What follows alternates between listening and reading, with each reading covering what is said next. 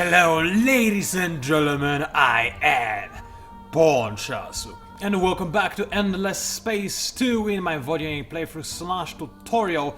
Before we begin, there's a little announcement, or rather thing I need to address, because I noticed that on my channel lately it's become quite a topic of discussion, and that is Endless Legend Tempest. Maybe you're coming to this video and you want some information, but you didn't notice any of my previous statements about that. So as it stands right now, I do want and plan to make Endless Legend Tempest videos in the near future. It's not, I didn't not make them because I didn't want to, and I know that Tempest has been out for some time. In fact, it's been published, I believe it was about a week after Endless Space 2 was. So yes, sure, I'm behind on that. However, the reason why I wasn't able to do this is because I have so very little free time, and in my free time, well, firstly, I need to get myself, reinvigorated and ready for a new day, because I'm having a lot of tough things to deal with in real life nowadays.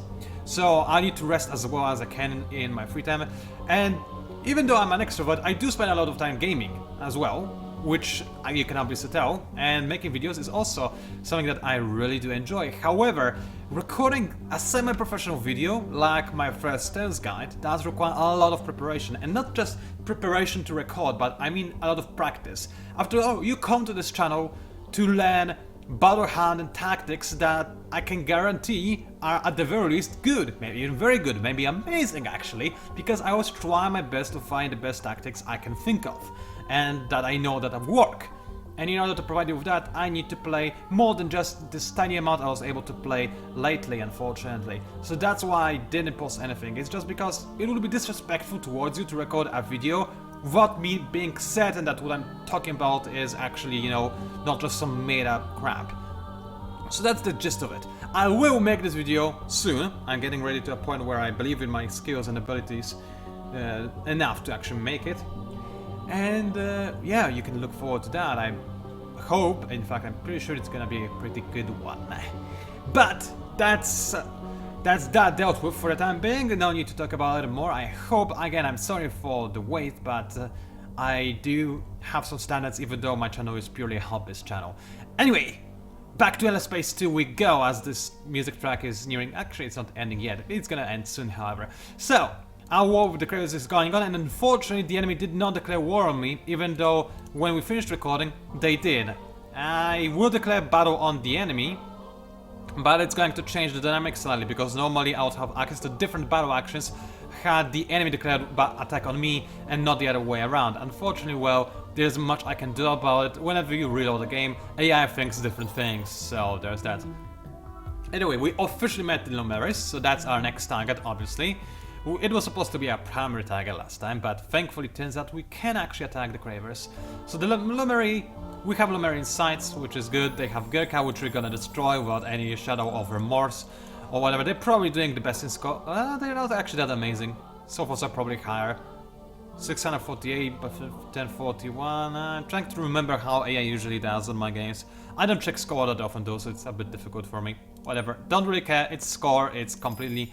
I mean, it's not completely meaningless, it gives you an idea on which AI does better than other AIs, and that's about it, in all honesty. It doesn't really do much else, and I find a little use for score as such. Not because it's a bad mech. Actually, you know what? I have never been a fan of score, so let me just get it out right now and be straight with you. I don't believe score is a good mechanic either. I like the system information in Endless Space, especially Endless Legend, I mean. Especially after they added the, not influence, but espionage mechanics, and tying the espionage mechanics to the Empire information kind of thing that tells you, gives you the graphs and whatever. I like that! I don't like score. That's my personal opinion. Anyway, he'll leveled up, so we're gonna give him... Which one is it? Ah, yeah, it's our governor. Haven't we already done this before? I mean, dealt with the screen? Maybe I'm just forgetting something. It's entirely possible. Either way, let's apply the skills. Now, I don't really need the extra happiness, actually, but there isn't any other skill that I need on that hero, so I might as well put some skill into that, because there's no reason not to do it. Now, as for my ships, well, those guys, they can attack, or I can just leave them here, and I will attack the enemy's fleet with this kind of ship, because The enemy did attack me last time and I want to have a fight with them because that's what the AI clearly wanted last time and I don't want to cheat. Now the thing is, like I said, it's gonna change the battle actions because now if I, for example, wanted to go sniper-like, it would give me the extra damage instead of allowing me to heal my ships, which is quite a big difference as you might imagine. But let's ignore that for a second and instead talk about something else. And what I'm gonna talk about is a mistake I made in the last video. I did describe it in annotation, but it's possible you're watching on a mobile device or something and you didn't see the annotation, so let me clearly point that out for you. What I did in the last video is, without thinking too much honestly, I went for a close approach, whereas I knew with pretty much 100% degree of certainty that an opponent of ours would go for a prudent tactic, or in their case it was sniper versus interlock. And the stupidity of that was because, as you can see, it gives you a range advantage. Actually, to recreate the scenario perfectly, imagine if this is the enemy and this is me. That's what I did. That gave the enemy a good range advantage, allowing them to use all the weapons to their in their optimal way. Which, okay, was actually pretty stupid of me. Sure, interlock is designed to help melee ships, but that allowed the enemy to just pepper my ships with a variety of weapons and attack me sooner and maintain the offensive on my ships with quite a decent effect. If, however, I had gone for a broadside, it would have been different. Yes, I would have lost the bonuses to my armor, but and I would gain some damage to weapon modules, which doesn't necessarily help me per se when it comes to not taking damage, because I'll take the damage no matter what, right? But it also gives me, as you can see, the star, which again is supposed to represent the advantage in positioning, which I believe would mean that I'll take less damage while approaching the enemy, and as such would be more effective in fighting the enemy fleet. And we're gonna test that out right now, except we're gonna go for evasive against prudent. Now the enemy is gonna heal their ships after the end of combat, which is going to be mildly annoying. But evasive, on the other hand, well, it means that less missiles are actually going to hit me, which is pretty nice. Obviously, I like the extra experience, but those are small ships. They don't need experience. They are here to die. Anyway, let's watch this one battle as I drink some tea and talk a little bit more. Oh boy, that's hot. Oh, yeah, I made myself a scorching hot tea. And in case you're not aware, while I do love me some tea, I really love the taste of tea and I'm quite snobbish about it as well. Or maybe not very, but at least I'm somewhat snobbish about it sometimes. But one thing that people that are really snobbish about tea will always think that I'm weird for is the fact that I don't like scorching hot tea. I like my tea when it's a little bit, when it's not hot, but it's maybe not warm. Something between hot and warm. And some people would probably say that that's not the way to drink tea, but I don't care. Either way, this tea is too hot, so I'm not gonna drink it, and I'll have my throat parched. So anyway, let's turn into feed camera and have a quick look at the enemy's missiles. So, do you see the difference already? We had some missiles fire from the enemy, sure, but the enemy's attack is so far way less severe than it was last time. The enemy cannot attack me with all of their missiles. The enemy attacks me only with 4 instead of attacking me with 6 sets of missiles, which is quite a sizable, you know, which makes quite a sizable difference, as you might imagine. So yes, I did make a mistake in the last video, for which I'm sorry, but nobody's perfect, as I have assured you many times before. Also, why can I not hear the sounds right now? Can you hear it? No, I'm pretty sure you can't. I can't hear it at the very least. Did they disable the sounds effect somehow? Let's see. Yeah, it seems like all the sound effects are completely disabled, which is... Oh wait, they're gone. They're back. Strange. I don't really get what happened right there. I guess it was some kind of a bug. Maybe the devs will fix it after watching my video. Hey, I don't think they will. Even though I know for a fact they do watch my videos from time to time. But obviously they are very busy with improving Endless Space 2 and whatnot. Also, there was one other topic I meant to talk about in regards to Endless Space 2, or rather this playthrough by itself. But what was it exactly? Oh boy, it was fairly, maybe not very important, but relatively-ish important. Important enough for me to try and remember what it was, which means that it was actually kind of important. And I believe we just destroyed the enemy big ship, which just shows you how much of a superior tactic it is that I'm using right now. The only problem is we didn't get to see it because the auto camera is kind of awful. Seriously though, what was this thing I meant to talk about? I'll pause the video after we are done watching the explosions and I'll think about it for a second. Yes, I know, major victory, and yeah, the Butcher is down, the Slicer is destroyed. Even though the enemy's fleet was larger than in the last video, this shows how important a battle plan is. And obviously battle plans will be improved upon in the future updates for the game, so it's gonna be even more important. So yes, do not be like me and just speed through them like I did in the last video. So there's that done. Now give me 1 second, I need to remember what I meant to talk about. Oh yes, I remember now, never mind, I remember. It wasn't anything gameplay related, it was just me wanting to thank you guys. Because the vote for the Games Together vote for the lore and quest for the Unfallen faction, the community design faction, is now over. I have lost. It's true. Also, why do I not have improved field? Oh yeah, it's almost finished, but not quite. Understandable. Anyway, so I did not win the vote, unfortunately. That actually made me real salty, I'll admit that, but I lost a good competition, and in fact, because of you, I lost by mere 1%. And that's running things up. So it was an extremely close competition, and without you, I wouldn't have made it so close to winning it. I didn't win it, shame, but so be it. If the community decides that other submission is better, then I'll respect that because I want what's best for Endless Space 2. Still, I'm very thankful to all the people who supported me. It means a ton to me. Now, let's see, what else is there to do? I have my essence gathering ships en route to Gurkha, and I believe I'm just gonna suck all life out of Gurkha because I'm desperate for some essence. Meanwhile, I can finally send my big fleet, holy balls, it's really big, to finish off the last of the Crave Assistants, start conquering them and make all the cool things that people do during war. And yes, people are going to engage my gouges. There's much my gouges can do in this scenario. I'm pretty sure they're gonna die, even if I do go for a broadside. We're not gonna watch this fight, there isn't any reason to. But first of all, Gurkha. Do I have any essence gatherers in here? No. I do have a wheel though, which is going to be marginally different. So let's go ahead and try and find ourselves this place where the Lumeris came from, because I need to invade their home, not just take over meaningless systems. In fact, I care about this system so little, I'm tempted to just move my army away from here. I'm gonna maybe leave... why not leave the hero? That would be stupid. I want this hero to gain levels, and he can gain levels by being in combat. So, let's go ahead and... First of all, merge those two armies, because I can now do that. Add them one extra ship. And this large army, for a change, is gonna go to Yizo. Or wherever else it's needed. For the time being, I'm just gonna let it go to Yizo. Meanwhile, this small fleet is gonna protect Gurkha from whatever reinforcements that the Lumeris would send, or just scout out what kind of weapons and techniques the enemy is using for me.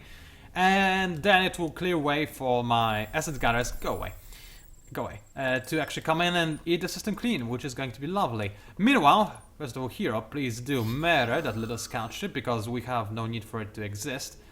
Whatever. In this case, I don't think the battle tactic really matters. And as for our ship, yes, I know, decisive victory. And as for our fleet, I believe it's, I'm pretty sure it's 9, the limit I can have for, the limit of command points in a single fleet. And I was correct in that, so I can just go ahead and start moving it. In fact, I can already assign my new admiral to this fleet. Wait a second. What did I do with this guy? This hero is locked for 110, but where did I... Oh, I already assigned him to a fleet. Right. Where the boss did I assign him to? Like, I'm sorry, I'm looking for a hero, so just give me a second. I'm curious where he is. Are you over there? No. Are you on Cube Field? No. No, you're not. Where? Oh, yeah!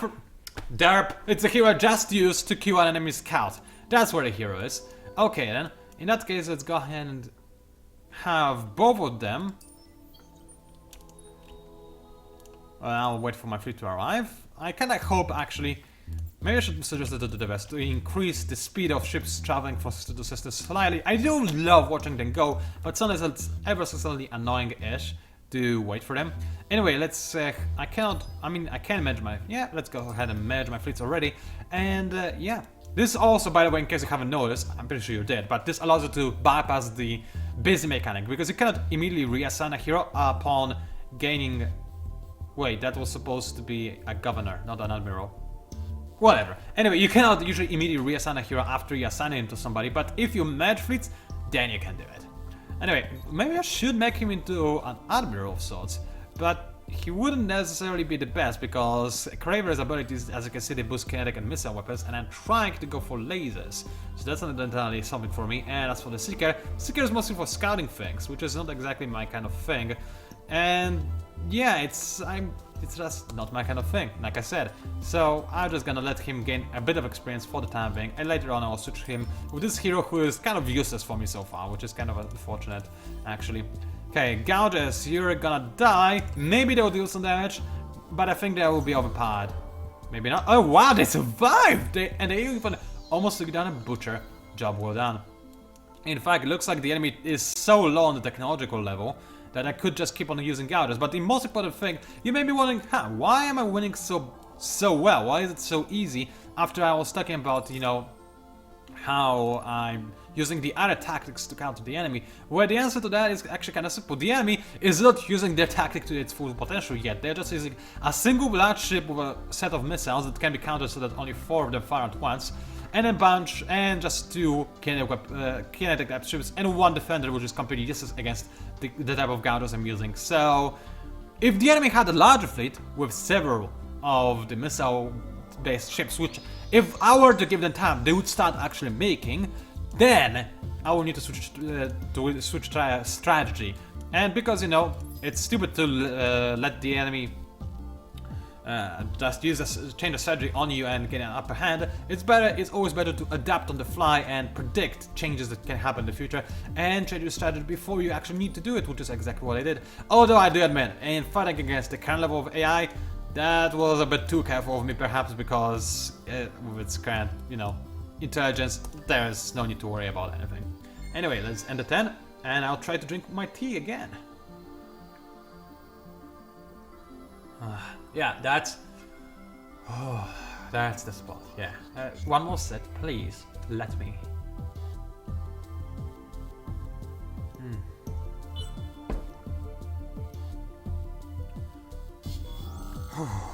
That feels so good.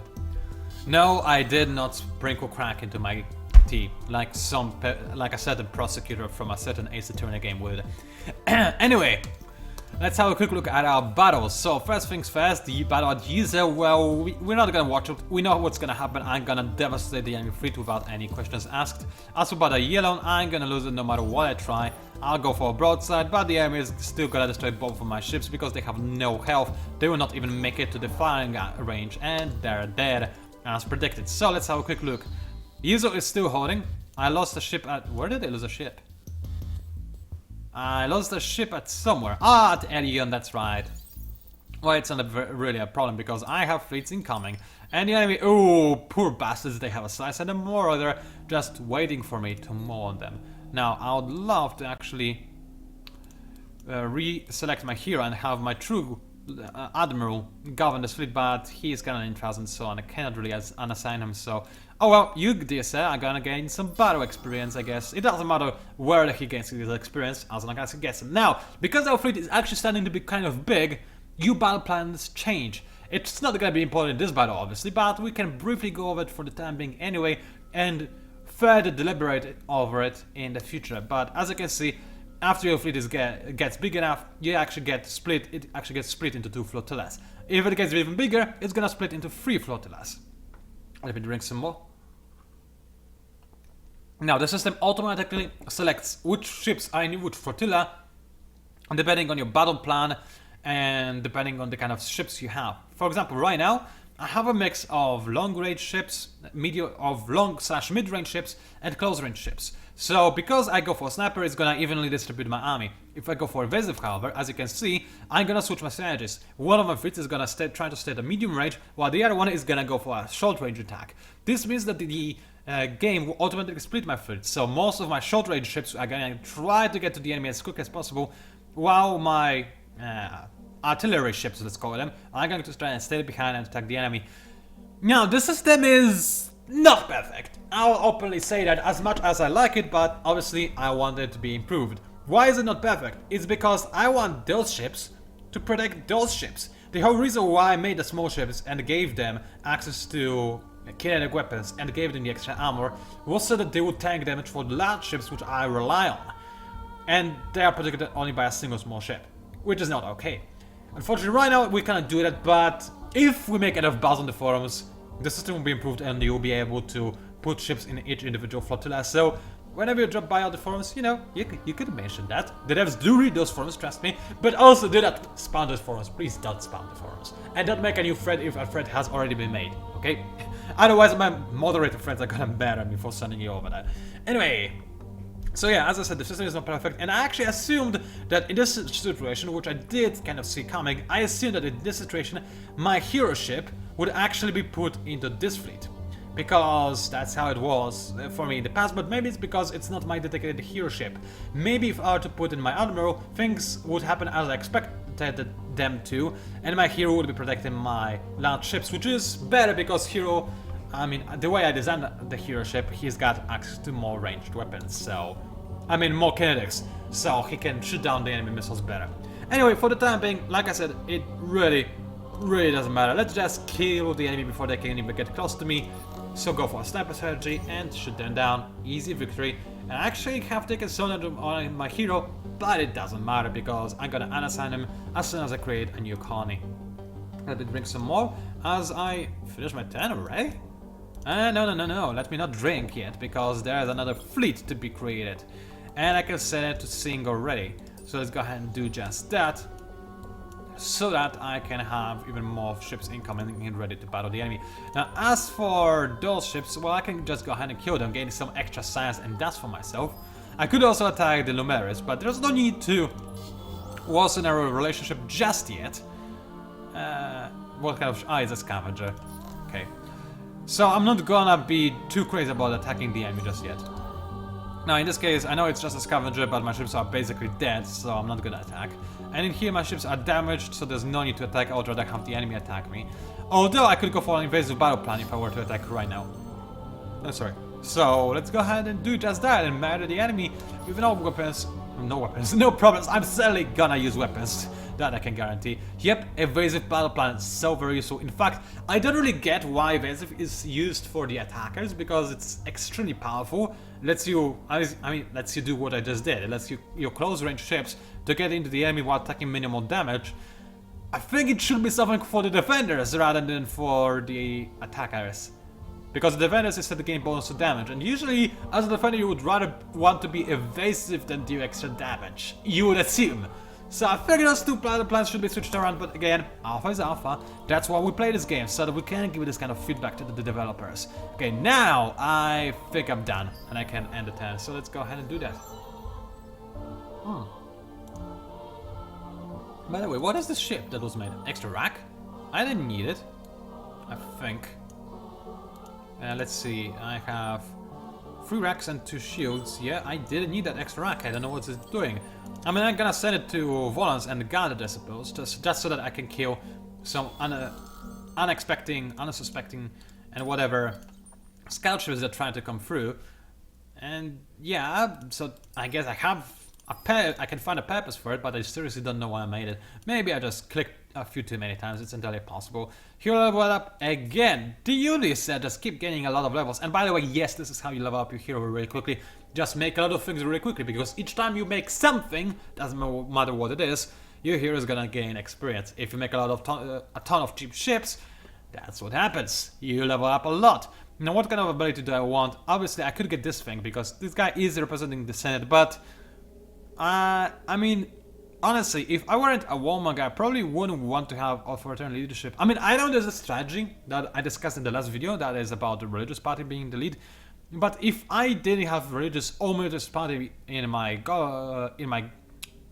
government, then I would want the enemy to be able to declare hostile treaties on me for cheap, so that I can attack them without spending influence on war declaration, even though the cost of war declaration is laughably low right now, and something about influence system is really not balanced. But again, this will be changed.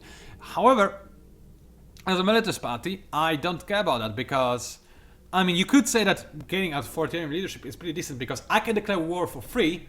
But if I am not ready to declare war, this will make it harder for the AI to attack me. However, we're fighting against endless AI. They probably have around 10,000 influence by this point. I'm obviously Joking, but only slightly joking. I'm probably not overshooting it by much, because NSA obviously cheats. So instead of getting something that essentially gives me no benefit whatsoever, let's instead grab extra food collections, so that once my system levels up again, my hero will be able to give me to make the population of my system reproduce even faster than before. So acidic sustenance, it's what I'm gonna get. Let's apply that, change, drink some more. Tea, that's how it's called. Don't know why I forgot the word for tea, that's uncharacteristic of me. My PANCZASU, they're so gonna die. And again, it makes no sense that broadside is the way it is. Also, yeah, it's a bug. It's not supposed to be like this, but the game knows I'm studying to use 2 flotillas, so it now, for some reason, assumes that I always have 2 flotillas. I don't know why. Anyway, let's go ahead and hit the fight. I don't believe I'll hit the enemy at all. Yeah, no, all of my ships died before they had a chance to open fire. Unfortunate, but such things, well, they do happen from time to time. Now, let's go ahead and murder the enemy fleet over here. I butchered it into 2 slices against my big ships. Oh, that's gonna be a battle that's worthy of watching, wouldn't you say? Let's go ahead and do that. And because I'm using a different kind of setup, I could, let's see, the enemy is most likely gonna go for a prudent strategy. Because obviously they are a sniper, and I'm a sniper of sorts. But I'm a bit better in middle range, so let's go for this thing. First of all, I have short range ships, which can engage the enemy and do massive damage over there. And I have middle range ships, which again are pretty good at what they do. And they get positional bonus, which means that they will not get peppered by as many rockets from this butcher as they normally would, which is kind of important because these ships, I mean, they are good and I like them, but their biggest weakness is the fact that missiles really shut them down. You really have to escort those ships with kinetic weapons installed on small ships around the bigger ships, because otherwise those guys do get down within just several volleys from the enemy. So just keep that in mind. But this enemy was weakened and I have a full fleet. It should be an easy fight. Let's skip the action and let me drink some more tea, because holy balls, I'm so happy to be able to drink it.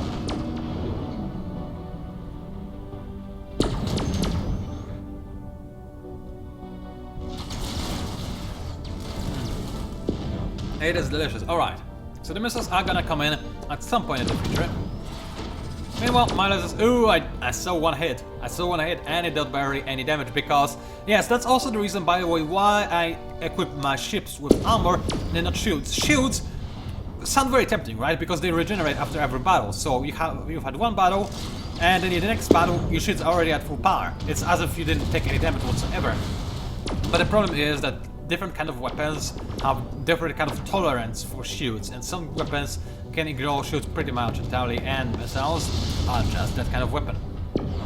So having shields work against missiles, or kinetics for that matter, is not very good. It doesn't mean that shields are completely useless against those 2 weapons, but they're practically useless unless you have a really big ship and you can just slap on an extra shield module, then why not? But in my case, I don't believe it to be worthwhile. However, if the enemy were to go for something like lasers or the scary beams that I use on my small ships, then shields is what is going to save you a ton, because shields are gonna just soak up this oh so nicely. You're gonna be really happy once you see that happen. Anyway, let's see. 2 ships, not fleets, not ships. Where do I need to send them? Well, alien muses are no longer under siege, so first things first. You just have a lot of movement. Can I? Oh no, my hero is still in transit. That's unfortunate. Well, in this case, let's send the... Well, let's send this fleet to Mises, and I'm gonna move my hero manually into this fleet once he gets to Yizel. Meanwhile, the other fleet is gonna go to Lyra and besiege that once it gets the movement. As for you... Oh no, you don't! Oh no, you don't! People try to settle on Chang. Well, too bad for you, I have an assets gathering system installed on this rack. Ha! There is a purpose to this rack. And by the way, in case you're wondering, you can actually make the enemy outpost starve to death by using an essence theft. Assuming you get there fast enough, obviously, because if you're too slow, the enemy is gonna establish a colony no matter what. So, and I believe I might be too late on that, which is a shame, because I actually wanted Chang for myself. But don't worry, even if the enemy does manage to establish a colony over there, which would be a shame, I'm just gonna set it ablaze and make a colony for myself. Anyway, I have access to optics research labs, which, by the way, I did change my research queue slightly so I can get access to that. It's a pretty good thing for the Vodyani, because we're almost basically always happy. and there was no reason not to get it, especially since, if my memory serves right, there are some swamplands around somewhere, unless I'm again mistaking the playthroughs, which is entirely possible. But anyway, getting access to colonization as well as getting more science, yeah, that's a deal for me, in my book, at the very least. So let's go ahead and grab just that. And I believe this will be it for now. I know it's a very short video, it's only gonna be half an hour, which is way lower than what my... I mean, not way lower, it's somewhat lower than what my videos usually are. But unfortunately, as it turns out, I have a guest coming today, so I need to get the food ready, you see. So, there, I cannot really do much about that. I already took... It's already crazy enough that I actually took the time to record this video before making the food, so now I will be really tight on time to do that. But anyway, thank you very much for watching, ladies and gentlemen. It was PANCZASU, also known as the Mighty Mix Spammer, and I'll see you online.